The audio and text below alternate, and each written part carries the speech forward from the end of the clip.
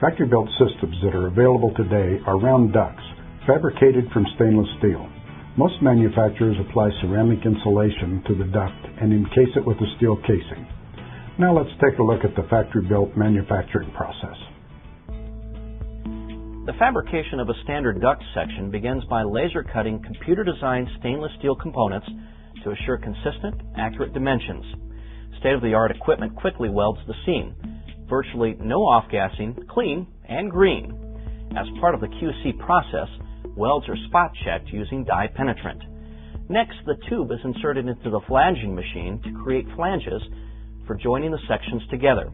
The flange duct sections are then connected using a high-temperature sealant and a V-band, both supplied by the manufacturer. To comply with UL 2221, the flue must be insulated. In most cases, a ceramic fiber blanket is adhered to the duct and encased in a steel outer jacket. The standard casing is usually aluminized steel.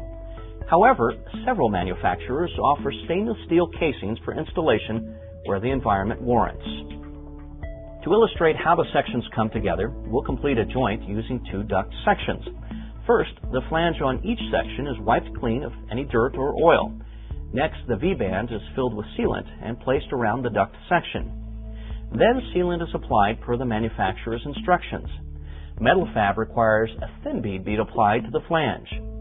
Adjoining sections are then placed together and twisted slightly to ensure a good flange-to-flange seal. The V-band is slipped around the flanges and gently tapped as it's tightened. Insulation is installed and the joint is completed by installing the casing closure band. In approximately 6 minutes, the job is done. A liquid-tight seal and no welding. You've seen a quick overview of how factory-built systems are fabricated. Stainless steel duct for sustainability, state-of-the-art welding to make it green. Now, let's run the internal fire test and compare performance to the rectangular system. You're looking at a 24-inch diameter system equivalent to the rectangular system you saw earlier. This was assembled using Metal-Fab G-Series grease duct with ceramic insulation. The thermocouples have been attached per UL 2221 and the furnace is ready to go. The monitor indicates we have reached the 500 degrees steady state. Now let's head for 2000 degrees. The test has now completed 30 minutes at 2000 degrees. Note the casing temperatures, well below the allowed maximum.